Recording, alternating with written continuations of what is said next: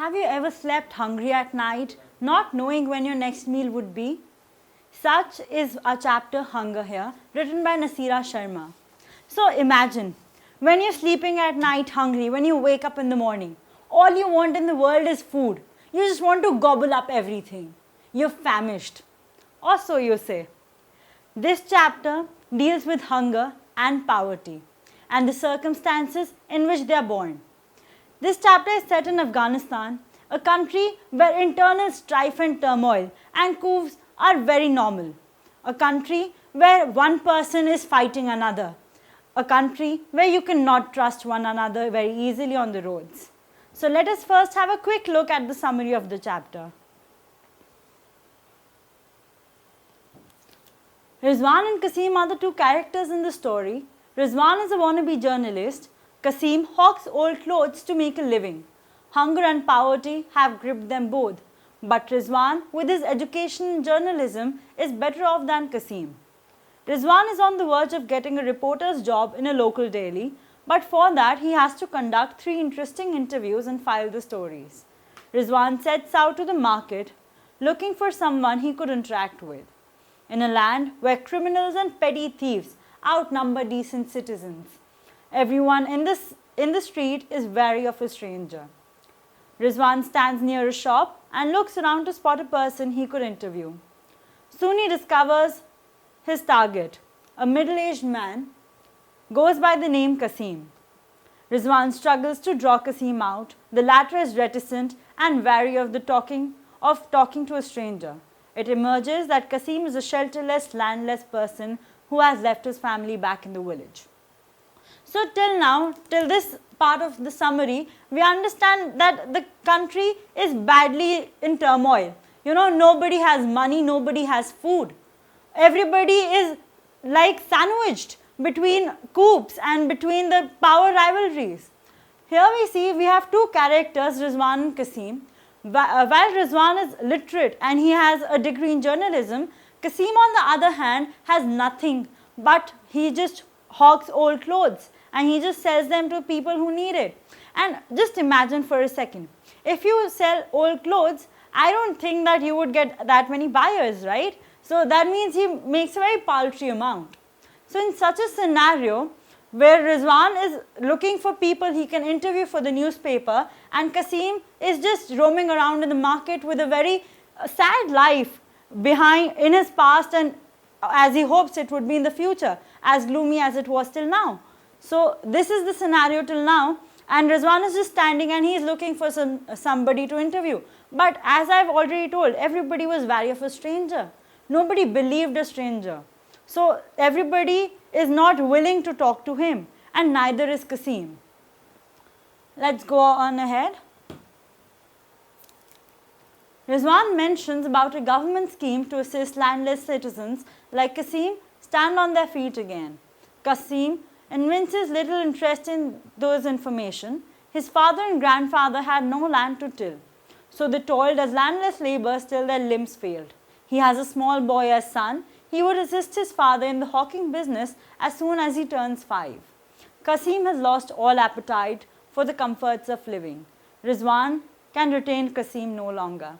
The latter walked off saying that he could spot some buyers for his warm clothes among the labourers near the bridge. He disclosed that he had no house, he lives like a tramp. Kasim says he is going to his village the next day. The darkness makes Rizwan gloomier. His widowed mother is ill. His 2 younger brothers have stopped going to school. Hunger and want cast their long shadow over his family. He is hungry. So we see here, in the first half, we see that Rizwan is trying to coax Kasim and he's trying to convince him that please talk to me. He's telling him about different schemes. But Kasim has been through a lot. He has seen election campaigns, he has seen promises being made, and he has seen them being broken. So now he does not believe anybody, neither does he believe promises, neither has he any trust in the government. And then we see that Kasim and his forefathers have always been illiterate, and this continues like a legacy in his family. Even his 5-year-old son is not being sent to school. Please mind that as soon as he turns 5, Kasim says that he would also join his father in the hawking business. which is a very big turn down for any family, because if you stay illiterate and it continues through the generations, then so does the poverty and the hunger and the hopelessness, because you don't have any ray of hope to see that, okay, this way I have to go. I have my knowledge in my hands and I can beat the hunger. Next, in the second paragraph, we see that Kasim goes off, he sees some buyers. Again, we see the buyers are just laborers and not upmarket people or anybody else. They're just meager laborers. So they would just pay a little amount even for the second-hand clothes. And then we see that Kasim, he goes away, and Rizwan comes back into the picture, and we come to know of his family. Even his family is not in such a good condition. He has a widowed mother who is ill and two younger brothers who have stopped going to school. Although Rizwan has already completed his education, yet illiteracy lingers along the way. It is just round the curve for them, and he wants to stop it. But they have hope, unlike Kasim. Moving on. A staff of the office asks him to write his name on his day report and leave it on the table. For Rizwan, it is a job well done. Despite the all-round gloom, he sees a ray of hope. He can come to the newspapers the next day. However, he has to spot another Kasim the next day. With tired steps and a stomach wretched with hunger, the small ray of hope enables Rizwan to reach home. So this was the end of the summary. Now we see that Kasim on one hand had no hope. He lived like a tramp, he had no home. His son was about to become illiterate, and he was about to hawk with his father. So we see a sense of gloom, a sense of doom, disdaining on them. But on the other hand, we have Rizwan. Rizwan was full of hope. He had reasons to be optimistic.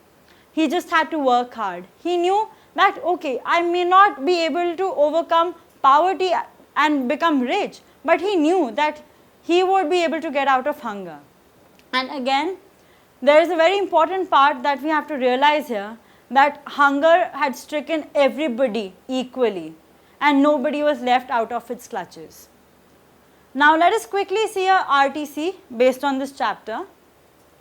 Let us first read the question and then try to figure out the answers. Read the extract given below and answer the questions that follow. With thoughts such as these crossing his mind, Rizwan stood at a shop selling cold drinks, looking for someone who worked for a living but was a shop owner. At that instant, his eyes fell on a man carrying a load on his head and walking in his direction. Rizwan quickly went up to him and without any greetings, placing a hand on his shoulder, inquired your name. So this was the extract from the story. Now let's see the questions that follow. A. Why was Rizwan at the shop? What thoughts occurred to him as he stood in the market? So firstly, what would you write in the answer? Please remember that this is a RTC. This can be of 2 marks, this can be of 3 marks, this can be of 4 marks. So accordingly, you will be elaborating your answer. But what really matters is that you put in the points firstly from the extract and secondly from your knowledge of the chapter. The main points must be there, and then you can elaborate them further or describe them further. So why was Rizwan standing at the shop? I have to write that he was looking for a target, okay, to interview.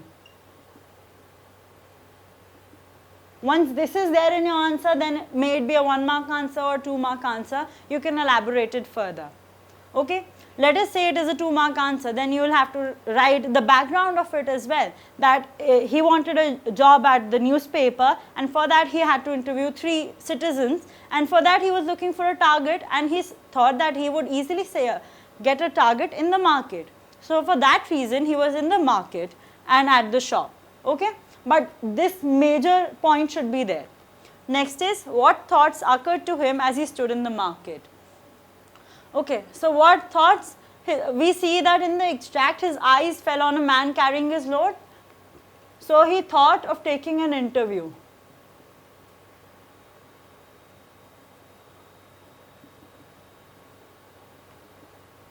So that is the main purpose that you have to write. And then further, if it's a 2-mark answer, what thoughts occurred to him as he stood in the market?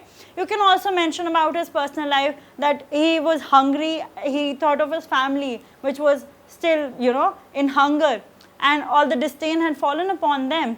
And in such a situation, he had to get a job, and for that he had to interview somebody. So he was looking for somebody to interview, and his thoughts were on a man with a load on his head and walking in his direction. So you can elaborate it further. Next question. Who was the man carrying the load and walking to Rizwan? What was the load he was carrying? Why? So B, you have to write Qasim was the man. So you'll write about Qasim here. And then what was the load he was carrying? His old clothes that he hawked. And why? Because he had to make a living so that his family could get out of hunger. So you can further elaborate the answer as per the marks. What do you understand about Rizwan's nature from his stopping the man without saying any words? So we see that in this extract, in the last 2 lines we see that Rizwan quickly went up to him and without any greeting, placing a hand on his shoulder, inquired, "Your name?" So he did not say, "Hi, I am Rizwan." He did not make any short talk. He just came to the point, "Your name." Because he was so sure he wanted to interview him. He was so sure of his target. More than that, he was desperate for a target. So he was desperate for a target and he wanted to interview. And he is very convincing, again you have to see. He comes to the point. He is not somebody who would beat around the bush. Okay. Next we have, what are the personal problems faced by Rizwan at home?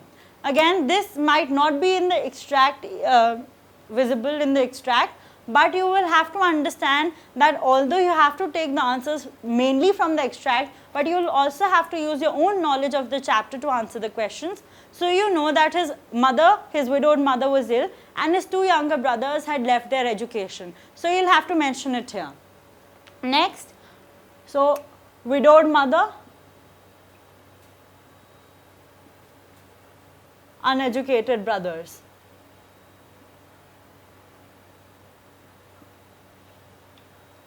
Now the final question. What is the central idea expressed in the short story Hunger? Now this question can come for as many marks as possible. But what you need to understand is that you have to put in the theme of the chapter in here, and after that you can keep on elaborating it. What is the theme? The theme basically is the situations, the scenarios that the people face, that the common man faces because of the power rivalries, because of the coups, because of certain individuals, the certain upmarket and powerful individuals. When they want power, they have internal clashes, and because of them, the common man faces poverty and hunger, and the state of hunger. That is basically the theme of the story, and the pitiful state of the citizens. Okay, so hunger, poverty, and pitiful state of citizens.